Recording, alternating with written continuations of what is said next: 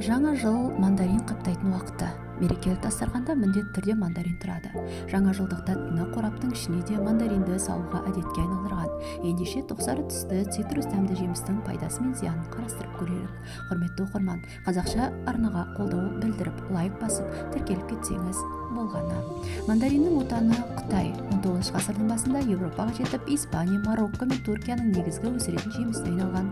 Сондай-ақ Абхазия мен Курс, Грузия, Франция, Япония, Үнді Қытай елдерінде де өсіреді. Жаңа жылда мандарин сыйлау дәстүрі көне Қытайдан қалған. Біздің заманымызға дейін 1 ғасырда пайда болған салт екен. Ежелгі қытайлар мерекеде үйге келген қонақтарына 2 мандарин беріп, басқа біреуге қонаққа барғанда тағы 2 мандарин апарып беретін болған. Қытай тілінде 2 мандарин деген тіркес алтын сөзіне ұқсас естіледі. Мандариннің қандай пайдасы бар? Мандариннің құрамында әртүрлі қышқыл А, Д, К дәрумендері, калий, магний, темір, фосфор, натрий және кальций сынды минералдар бар. Қабығында эфир майы, пигмент, каротин болады. Әсіресе қыста жеген кезде дәруменнің жетіспеуін толықтырып, аскорбин қышқылының арқасында иммунитетті көтереді. Қабығын суға салып қайнатып, тұнбасын ішше, жөтел мен қақырықты жазуға болады. Мандариннің тағамдық құндылығы аз, жеңіл жеміс саналады, бірақ құрамында қант көп. Соған қарамастан салмақ түсіруге, асқазан жұмысы мен зат алмасын жақсартуға қауқарлы. Ал мандариннің қандай зияны бар? Мандарин цитрус жеміс болғандықтан аллергия туғызады. Сондықтан 2-3 жастағы балаларға беруге болмайды. Ал аскорбин қышқылын асқазанның шырышты қабығын қабындырып, жараны асқындыруы мүмкін. Сондықтан асқазаны ауыратын адамдарға аз жеген жөн. Сондай-ақ мандариндегі гепатит және холецистит және нефрит ауруларына шалдыққандарға жеуге болмайды. Көп жеген мандариннің каротині мен А дәрумендері бауырға салмақ түсіріп, бауыр ауруларын асқындыруы мүмкін.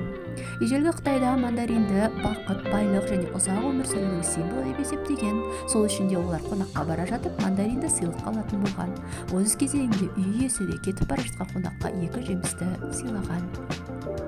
Мандарин сөзі Қытай тілінен тәржімалағанда бай адам деген мағынаны білдіреді екен. Мандариннің қандай емдік қасиеттері бар? Мандарин жөтелге қарсы өте пайдалы. Қысқы уақытта адам ағзасына өте пайдалы витаминдерге ие. Мандарин шырышты, тері және тырнақтағы жараларды жақсы емдейді. Мандариннің ішектің жұмысын жақсартады және тісті қатайтады. Мандариннің құрамындағы қайталанбас зат бауырда майдың жиналмауын алдын алады. Соның арқасында семіздікке шалдықпайсыз. 100 грамм мандаринде 42 калорий болады. Асқазан ішек аурулары іш өтумен ұласқан кезде мандарин шырыны өте пайдалы. Сондай-ақ оның қабығы бронхитке, тері ауруларына, іш кебуде, ұйқысыздықта, жоғары қан қысымына қарсы өте пайдалы келеді. Майы ғылым орталығы мандариндер көңіл күйді көтеріп, адамға рух беретінін анықтаған. Денсаулық бізге берілген ең қымбат сый. Сол үшін де әр дертті алдын алуда дәрігермен кеңесе отырып ем қабылдағаныңыз абзал. Сіздерге осы мандарин туралы берілген ақпарат өте пайдалы болды деген ойдамыз. Келесі кездескенше оқырман лайк басып, комментарий қалдыруды